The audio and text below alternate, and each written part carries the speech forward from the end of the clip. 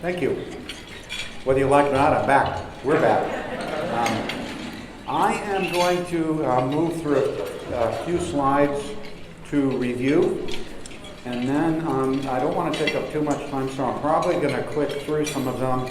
What we've done is we've set up some questions to pose to you as an audience so that you can tell us what the morning has meant to you, how it might have affected your thinking, the kind of things you may be doing already, or the kind of things that you'd like to do with the concepts and information from this morning. But first, just a quick overview. The power of the ACE study is it's created this common language of ACEs that carries with it a conceptual framework, and I think one of the reasons why there's so many people here is that language is catching on, and the framework, the understanding of the sciences underneath it, is something that people are beginning to understand.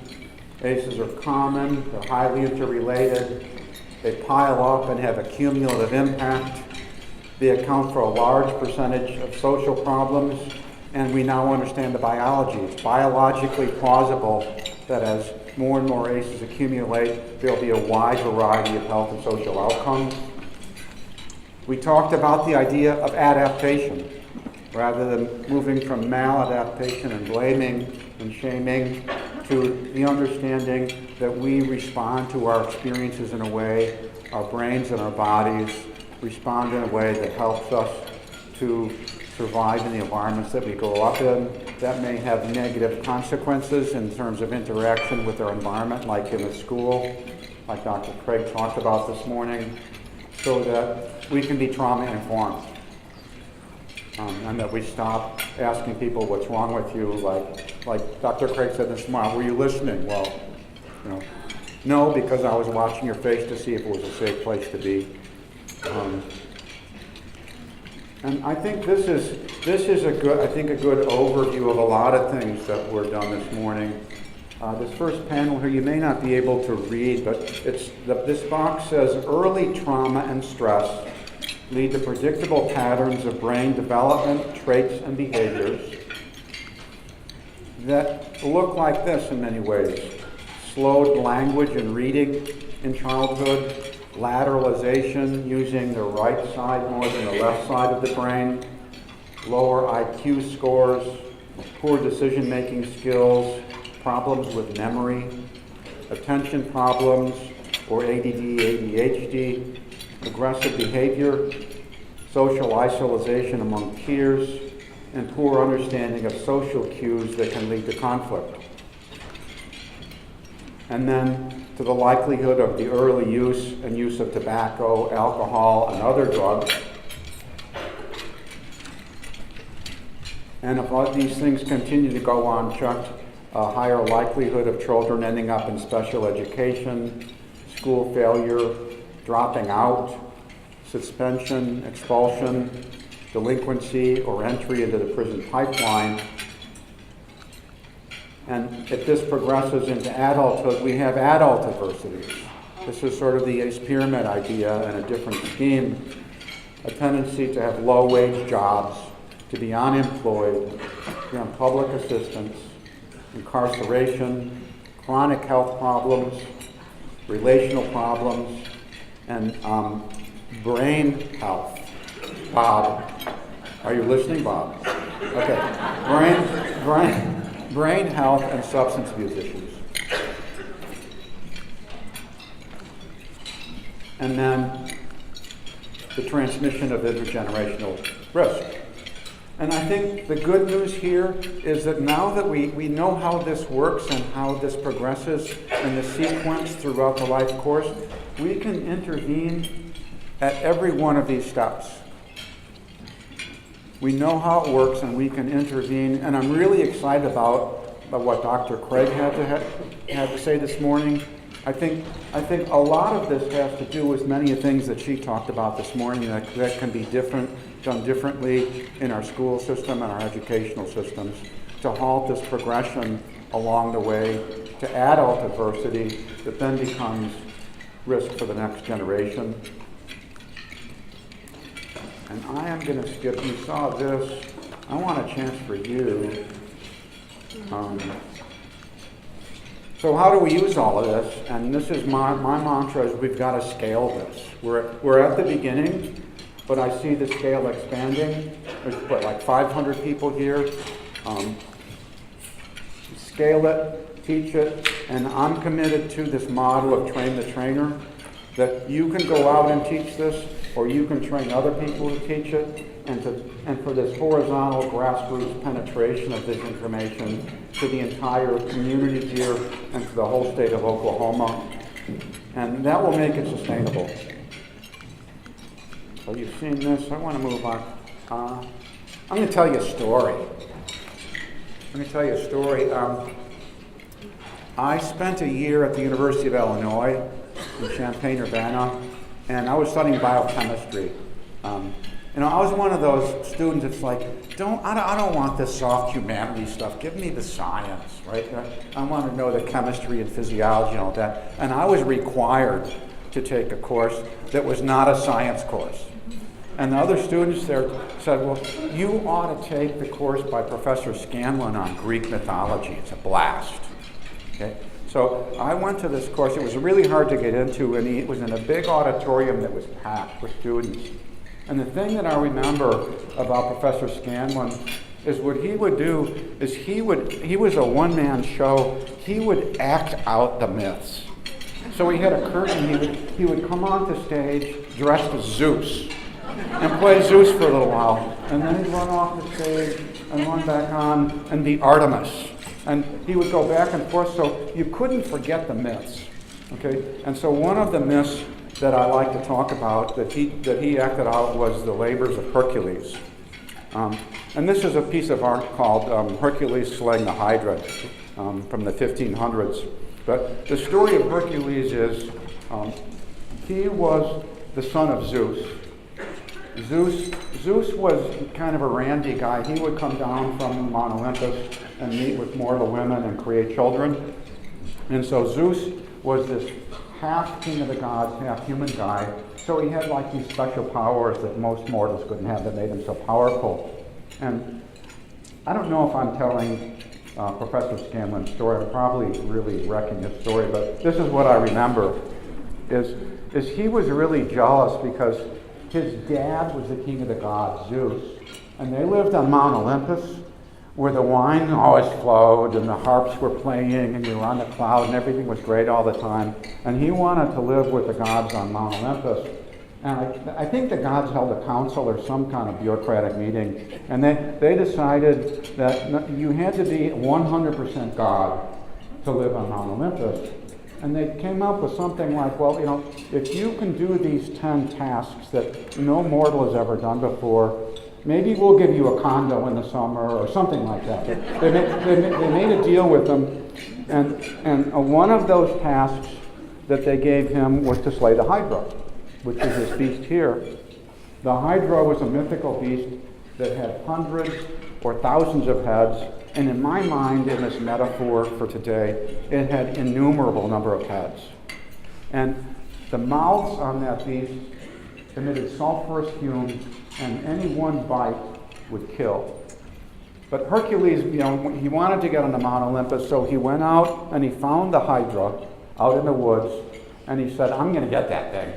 I can do this. He had his club or his sword, and if you can imagine a beast with all these innumerable heads coming, snapping at you, and you wade in there and you start whacking with your sword at the heads, you're going to, whatever head is closest to you is the one you're going to whack. And so he's not seeing the big picture. He's just seeing this one head at a time. You can see there's heads on the forest floor there. He thinks he's making progress. And his cousin, whose name I don't remember, is the guy on the right. And he came on the scene, and he noticed that when Hercules cut off one head, two grew back on the stump. And he's watching his cousin go, he goes, Hercules, I think you have a problem. This one head at a time thing is not going to work out well for you because you're doubling your trouble every time you cut a head off. And he happened to be carrying a torch. And so what he did is when Hercules cut off a head, he would reach in and cauterize the neck and that would be the end. 2 wouldn't grow back. And so I think if you don't take anything else away today, I think the most important lesson of the day is this is the first mythologically documented instance of interagency collaboration.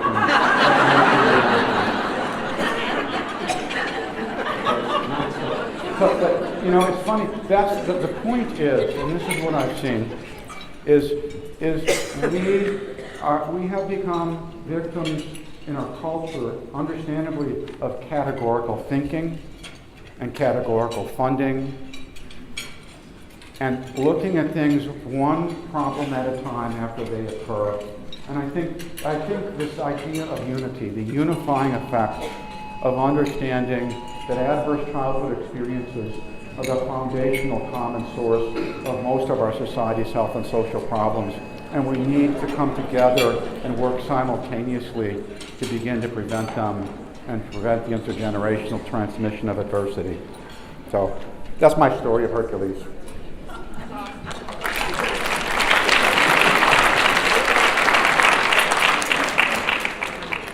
So I want to get to, I don't want to spend any more time talking up here.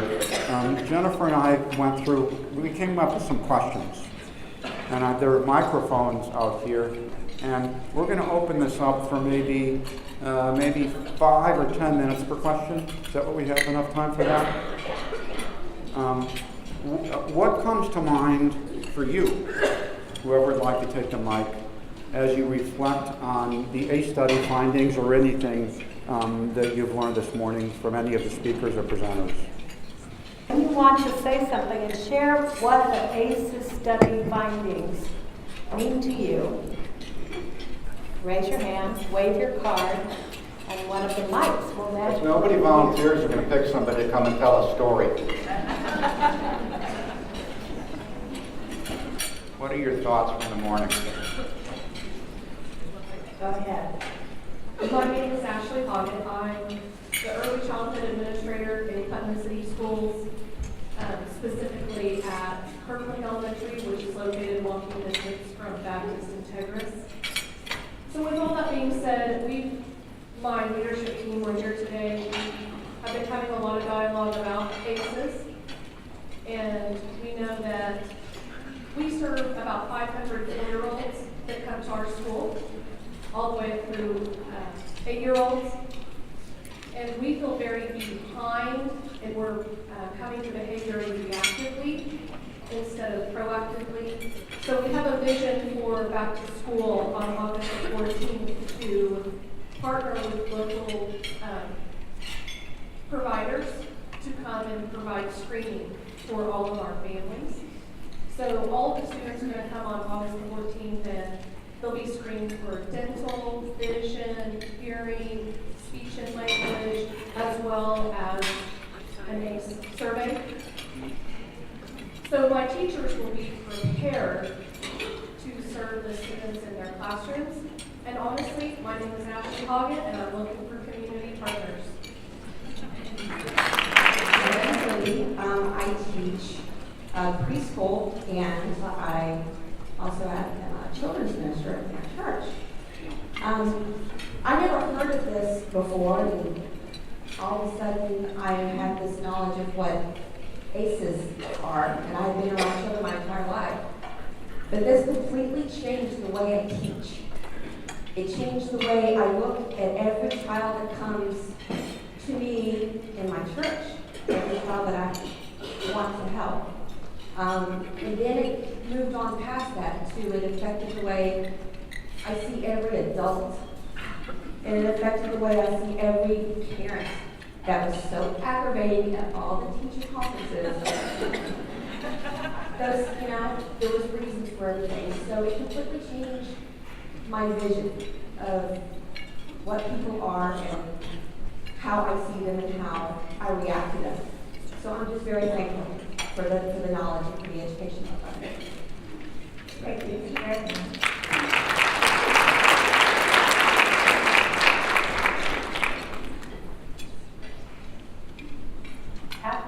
Well, since we are so focused on early childhood and how great the impact can be in positive ways, and yet child care is underfunded, workers are undereducated, the challenges are great. I'm interested in what solutions you might suggest to improve what the outcomes are for those little kids in child care centers. Well, this is a tough one because since the 90s, we've had legislation in place that changed our welfare system so that if you get support, vouchers for living, food, health, you have to be working full-time or in school full-time or working nearly full-time. And when we made those rules, it was all about welfare reform. Some of you are old enough to remember that. I remember thinking, what are we going to do to take care of all these two little children, these 6-month-olds, these 1-year-olds, these 2-year-olds, while mom is going back to school full-time or mom's at work and they're single mothers. We didn't put anything in place. And someone really smart once said to me, there's a reason that humans don't have litters of babies. It's really hard to take care of 8 babies at one time, isn't it? My dog can do it really easily. But humans... Your dog has 8 nipples. The dog is prepared. Spoken like a pediatrician. The dog can feed 8 puppies at one time. A human can't. So we have an issue that's larger than Oklahoma, that's larger than any one community, which is how important are babies? How important are toddlers? How important are young children? And I think that's the conversation that every one of us ought to be having all the time with people, as opposed to, what did the stock market do yesterday? Or what's the latest escapade in state or local or federal government? How important is the next generation? I don't have an answer. I align with you. I'm served on the Potts Family Foundation board because they're the folks that I know care about this a lot. I think ACEs is a part of the problem. I think when we don't give our babies and toddlers and young children enough of what they must have, which is that one-on-one contact. You saw the still face this morning. Did anybody feel their blood pressure rising? I mean, if you are empathic at all, you have difficulty watching that still face. But when you have a mom who's so rushed and so harried that she's on her phone like this all the time, it's not that different from a still face. When you have children in child care for 8 hours or 9 hours a day, and there are 8 other babies in that room or 7 other babies, it's not that different from a still face. So these are problems that I think the ACEs framework allows us to connect. We can connect things like infant mental health, which focuses on building those early relationships, and heart disease, and cancer, and drug abuse, and school dropout, and teen pregnancies, all in the same conversation. And then it becomes an economic issue, and then our legislatures and our corporate leaders pay attention. I didn't mean to give a speech. Thank you all very much. I think this is really helpful. And I work for Variety Care, and we're implementing this, and we're starting a program looking at this from even a prenatal standpoint, and looking at ACEs and how that implements. And so thank you, because I think this is helpful. But my question is even more for back to the educators. When you're talking about children and how ACEs affect them, how do you implement medication into that? So you talked about, not medicated children because it's not ADHD, it's ACEs. But when you have teachers that are sending notes home and saying, test your child, you need to put them on medication, what do you do in those circumstances? And how do we, obviously it's changing and it's these conversations, but what do we do? Hi, Dr. Craig. Would you like to respond?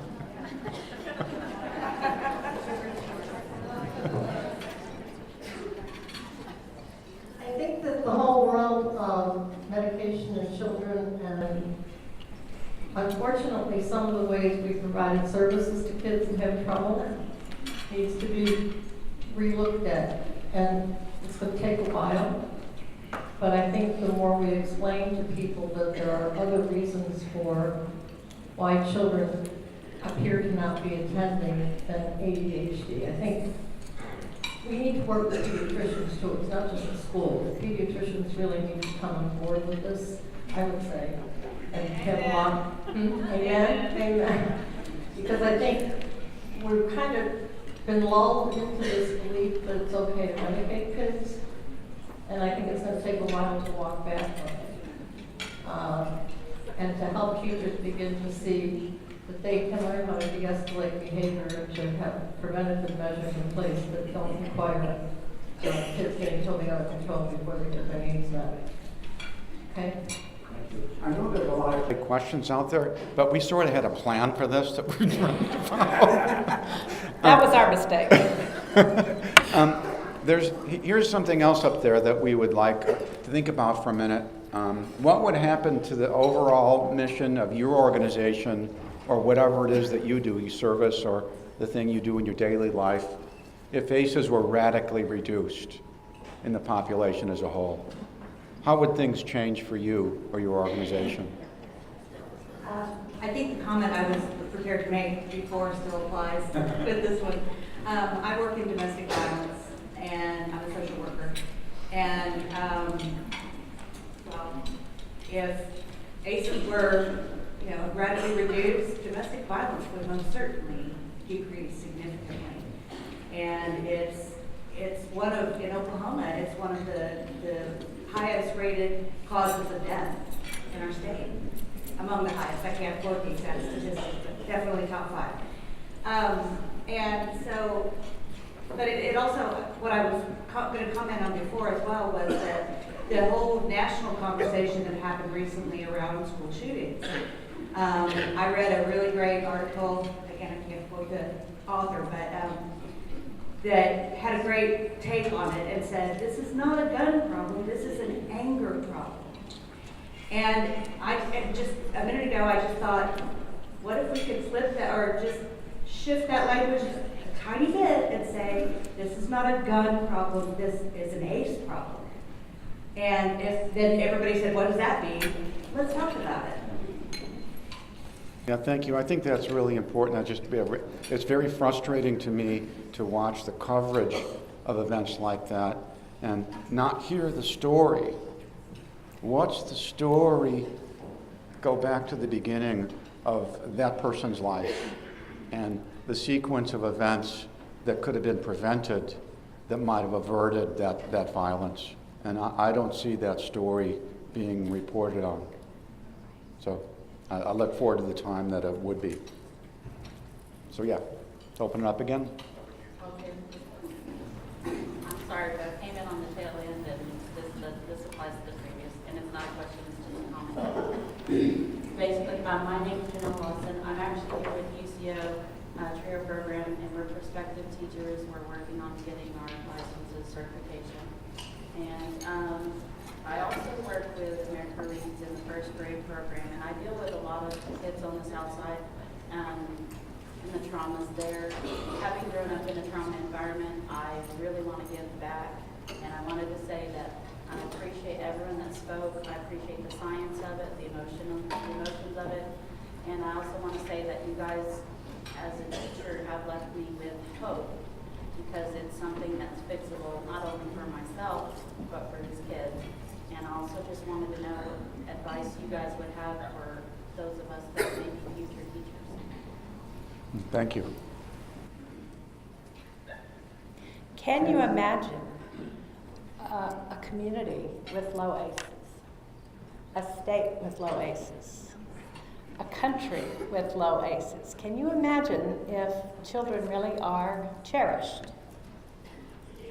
and taken care of, and that their mothers and fathers are also enveloped in support and supportive programs?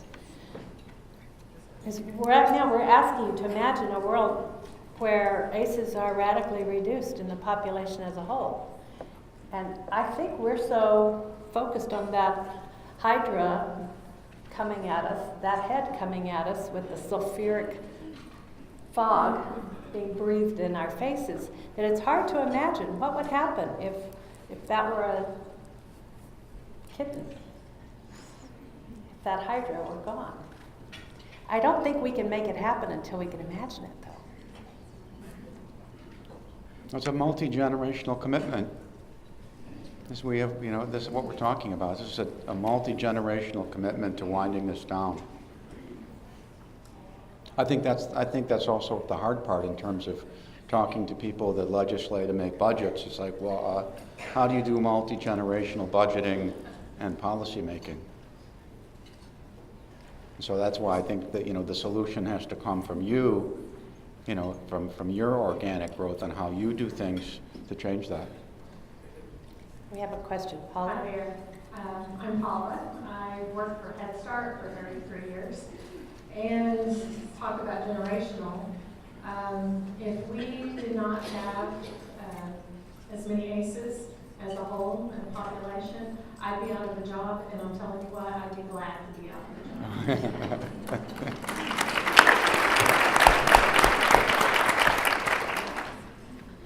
On this side, I have a comment and then a question. Someone commented, what impacts me is learning to ask or think what happened to you instead of what is wrong with you. And the question here from another audience member is, what does the picture look like when the ACE study and results are put into legislation? Well, you've seen that.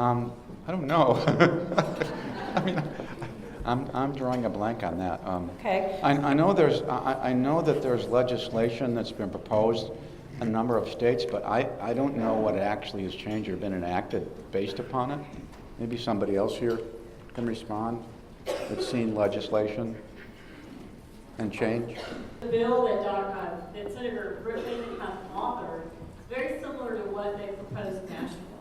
It starts off looking at what does trauma-informed care look like, and actually they're asking each, and this is in the national government, we're asking each entity, every agency, health, law enforcement, there's about 16 different groups listed in the bill, to look at your agency and what are best practices. Because you can't know where you're going if you don't know, what it looks like and what it needs to happen in your agency as far as trauma-informed care of children and adults. Primarily it was written for children and youth, but there is some language in there about adults, of course, because we're talking about their parents. It's a really good bill. I would urge you all to read it. It's not that long. There was a lot of people, very expert people, that put this together, and I was very quite pleased with what Senator put forth. But we do need support. They've got a lot of issues on their plate right now, and I feel confident the Senate will pass it. Joe Dorman might be able to lend a little more light on it legislatively, but the House, I'm completely unsure about. I do know this, though, in the other bills that I've been involved in, if they hear from you, their constituent, and it's diverse and widespread across the state, we'll get that passed. But in answer to your question, you have to start somewhere, and our thought process, because the Potts Family Foundation is involved in this too. Craig Houston and Joe Dorman and all of us looked at this bill because it starts with setting those best practices. If we could go ahead after you, then we'll move on to the next concept. Wisconsin is the state. Wisconsin? Wisconsin. First Lady Wisconsin. Okay. I'm a career educator. I was a teacher, then an elementary school principal. Now I'm the executive director of Oklahoma A+ Schools, which helps to engage kids in different ways in the great arts and creativity, and try to be addressing kids, every child's needs, not just here's what we teach as a whole, but what does every child in this classroom need. And from the time I began to teach, that was really my goal, was figuring out, does this kid need to sit under his desk to be able to be successful? What does each person need, and where do they come from, and what's causing this? So just having a place, I think, where there's that common language, as you mentioned, is exciting to me. We will be talking about this through our organization quite a bit. Hearing Dr. Craig speak about helping children understand their own brains and thinking is another, we do that constantly, and again, seeing the power of that. When people talk about decreasing bullying and lowering discipline, it's amazing how just giving ownership to children and letting them talk about who they are and what their issues are, even if they're, if we can come up with solutions, that's even better, but even if you don't always have the solution, letting them have that opportunity to express it and talk about it, lets them release it to then be able to have more confidence, and the brain and the power of understanding your own thinking goes a long way. And of course, if we could reduce these ACEs, of course our world would be better. But the more we can talk about them outwardly and have places that when we communicate it as a principal, when I can communicate it to someone in the mental health field who really understood and didn't just say, I don't think they really meant what they said, which becomes a frustration, but when they really understand it, you can begin to partner. So I think the understanding of ACEs as a whole will begin to then help us be able to reduce them, because then we have a shared understanding, a shared language. So that's what excites me about this. Thank you. So the next question is, given what you have heard today, what opportunities do you see in working in partnership with other people or in your organizations to prevent ACEs and mitigate their effects? And now it's really, we're asking you, what are you going to do? What are you going to commit to doing? This is all great information, but if we just, my brother used to say after therapy, insight is the booby prize. Okay, so now you know why you're messed up. What are you going to do differently? Yes? My name is Adrian Elder, and proud to be part of the Bridges Out of Poverty and kind of effort and movement. And DHS has been great about providing that training for the past probably 10 years or so. And here in Oklahoma City, we are having a citywide steering committee. And since I have been involved with the project for the past 5 years, it is great to see how this adverse childhood experiences has been part of that conversation, and really shifting the language from poverty to instability. And so I think that visual of the, slaying Hydra, labeling what the body is, and the body of Hydra is that instability. And what I've seen working with great partners throughout the city and the state is identifying what indicators happen, hopefully right before the trauma happens. And so if our state is going to be, instead of reactive, and shift that mindset to be proactive, what are those indicators? And so some of the great conversations that we've had have been, with schools. What are the high absenteeism? When there's an opportunity for working with parents and kids, when they are having high rates of absenteeism. How can we connect them with services before we slap them with a fine or suspension or detention or expulsion or date? And so I think that's very, very exciting. I think the other piece, another indicator that we've seen at the workplace is the same thing that goes back to absenteeism or somebody showing up. Is that an indicator of there's something going on at home? And how do we connect them with the services that they need and the support services and positive reinforcements so that everything doesn't fall apart. And so I think those conversations are very, very exciting. I think that's based off of some of the trauma work and trauma conversations that we've had throughout the state, and I think that's a real opportunity for us to shift our mindset from, again, reactive to proactive. So thank you. Thank you.